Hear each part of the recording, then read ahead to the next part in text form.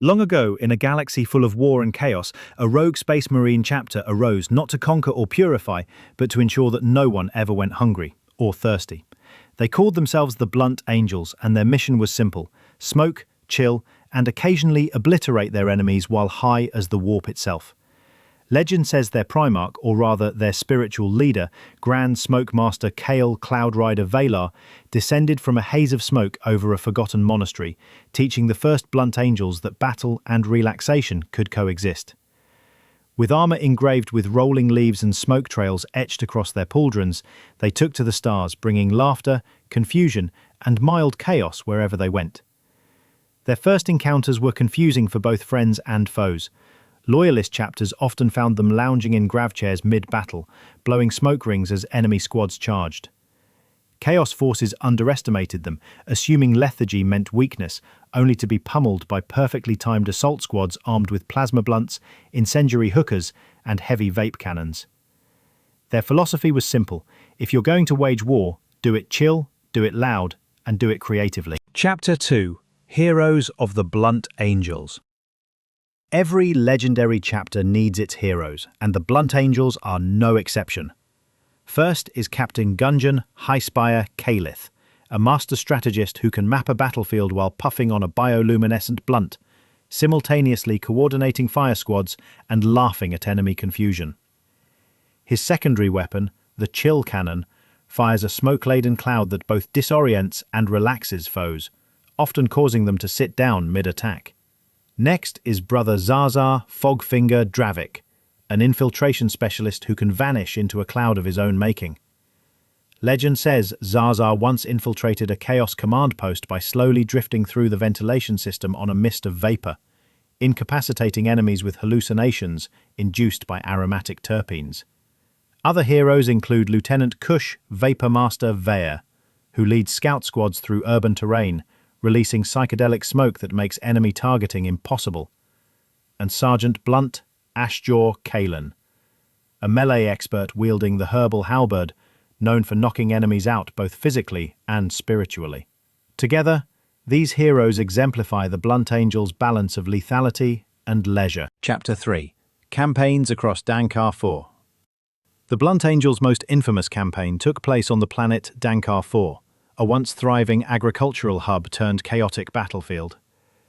The local populations were starving under Tyranid infestation and imperial taxation. The Blunt Angels intervened, but not with conventional tactics. Landing from their smoke-filled transports, the chapter immediately set up rolling dispensaries of snacks, drinks, and specialized vaporizers. Enemy troops, initially laughing, soon found themselves overwhelmed by both tactical ingenuity and an almost supernatural calm induced by aromatic war smoke. The Blunt Angels' vapor volley assaults allowed infantry squads to advance while enemies were too distracted to aim properly.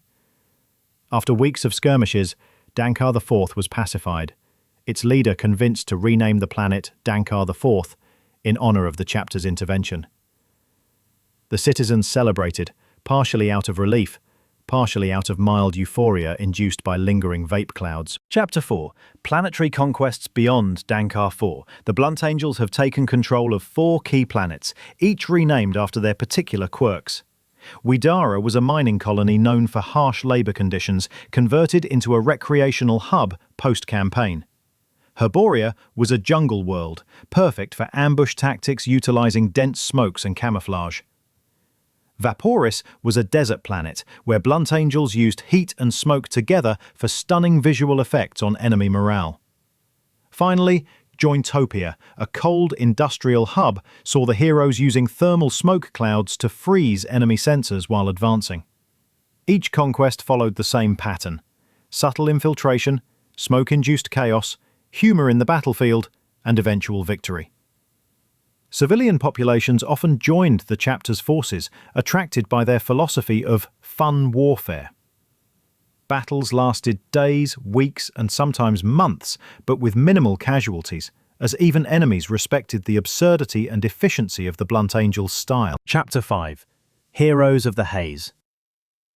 Every chapter has its legends. The Blunt Angels naturally have theirs, larger than life and twice as high. At their head stands Captain Blazeheart, the eternal flame-bearer and founding commander.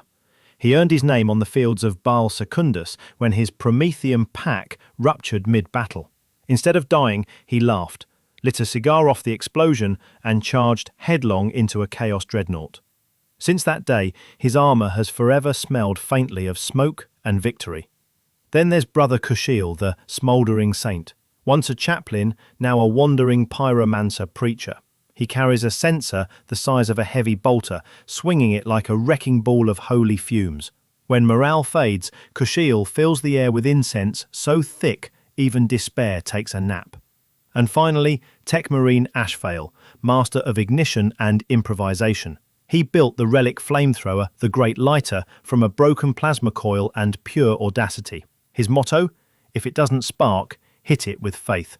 Together, these three embody everything the Blunt Angels stand for: courage, chaos, and comedy. Their brotherhood isn't built on rigid dogma, but on trust, fire, and a mutual promise to never let the galaxy go cold. Chapter 6. The Great Bake of Bal. Before the Blunt Angels claimed Dankar IV, they forged their reputation in the most unlikely campaign in Imperial history. The Great Bake of Bal.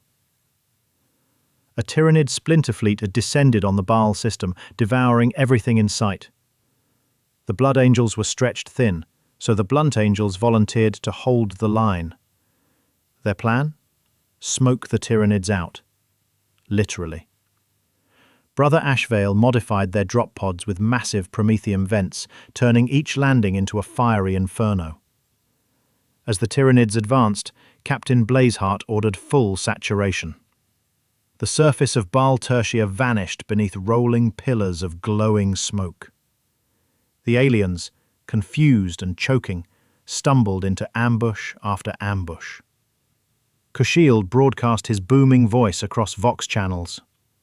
"Brothers, bake the beasts! Let the Emperor taste their ash." What followed was part massacre, part barbecue. Within hours, the Tyranids were nothing but scorched husks drifting on thermals. When the Blood Angels returned, they found their renegade cousins roasting rations over crater fires and laughing like maniacs. Officially, it was called a tactical combustion event. Unofficially, it became legend. The day the Blunt Angels hotboxed an entire moon and lived to brag about it. Chapter 7. The Battle of Dankar IV. Dankar IV was supposed to be a peaceful agri-world, known for its fertile fields and the finest supply of emperor's grass, a potent herbal plant used in incense and, unofficially, as a stress reliever for battle-worn Marines. When Chaos forces invaded, the Blunt Angels descended from orbit like smoke rolling over a bonfire. Their objective was simple: protect the crops at all costs. Captain Blazeheart led the first drop assault, his power armor gleaming emerald green with golden leaf insignias. "No one burns our stash," he growled through Vox as waves of Chaos cultists advanced. The air shimmered with plasma and fire, and the Blunt Angels charged through, wielding chainswords engraved with the words "Inhale, Exhale, Annihilate." Brother Kushiel unleashed the relic weapon known as the Great Lighter, a flamethrower blessed by the Tech Marines to ignite with warp-infused fire. He carved through enemy lines, chanting, "Puff, puff, purge," while Chaos forces screamed in confusion. The ground itself seemed to burn in divine haze as the Blunt Angels fought to defend their precious fields. By nightfall, the Blunt Angels had driven the invaders back into the ash dunes. Dankar IV was safe, and the chapter feasted on victory and smoke alike. They renamed the capital city the Hotbox Bastion, where incense fires still burn endlessly, honouring the battle that saved their sacred crop. Chapter 8. Relics of the Blunt Angels. Every chapter has relics of honour, but none as infamous or bizarre as those held within the Blunt Angels' fortress monastery, the Rolling Citadel. Inside its smoke-veiled halls lie artifacts both divine and ridiculous. First among them is the Bong of Bal, said to have been forged from the melted remains of a fallen dreadnought's cooling system. Legends claim that those who inhale from its sacred fumes see visions of Sanguinius himself, or at least think they do. The chapter guards it fiercely, using it in ritual before every major battle. A clear head leads to victory, they say, though the definition of clear varies greatly among them.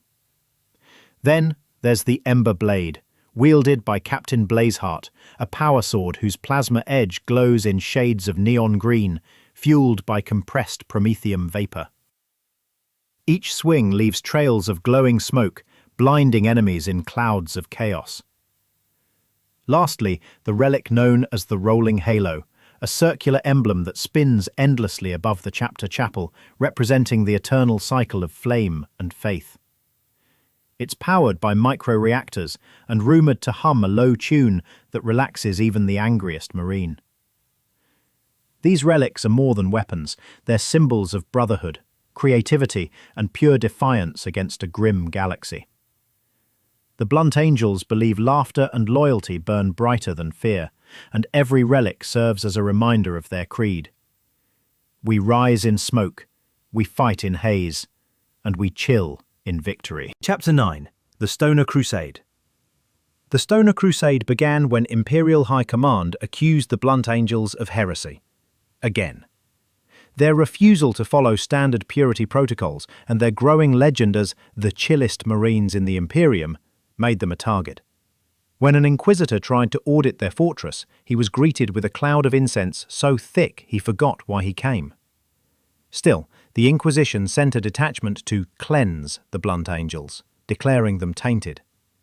But Captain Blazeheart wasn't one to kneel. He rallied his brothers under the banner of the Stoner Crusade, a defiant march through the stars to prove their loyalty through action, not sermons. Their first target was the Chaos warband known as the Ashen Tongues, who had desecrated shrines across the sector. The Blunt Angels hit them fast and hard, their drop pods landing like thunderclaps. Amidst the smoke and screaming, Brother Hashan charged with his dual flamers, yelling, "This one's for the Munchies!" Every victory during the Stoner Crusade was a statement that even in satire and sin, the Blunt Angels served the Emperor in their own, unique way.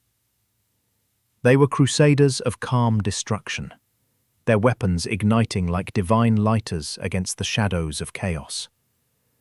By the campaign's end, Imperial Command quietly retracted its accusations. After all, results were results, and nobody fought like the Blunt Angels when the galaxy was on fire. Chapter 10. Legacy of the Blunt Angels. The Blunt Angels' legacy is a haze that drifts across the Imperium, whispered by guardsmen, laughed about by rogue traders, and quietly respected by other chapters. Their name has become a paradox, heretical yet heroic, ridiculous yet revered. The chapter continues to defend humanity in its own unorthodox way, often appearing on worlds where morale is lowest, bringing with them not just firepower, but an aura of strange peace. It's said that when the Blunt Angels arrive, the air itself feels lighter, the fear fades, and soldiers find courage in laughter and faith. Captain Blazeheart still leads from the front, flanked by his brothers Kushiel and Ashvale, their armour stained with scorch marks and sacred oils. Their fortress monastery now orbits Dankar IV, forever trailing a misty ring across the planet's surface, a halo of smoke visible even from orbit. In the grim darkness of the far future, where there is only war, the Blunt Angels remain a cosmic joke with divine timing. Proof that even in eternal conflict, there's room for joy, madness, and the occasional puff of faith. Be sure to like, comment, and subscribe for more awesome custom Warhammer 40K lore, and remember, brothers, the Emperor approves the vibe.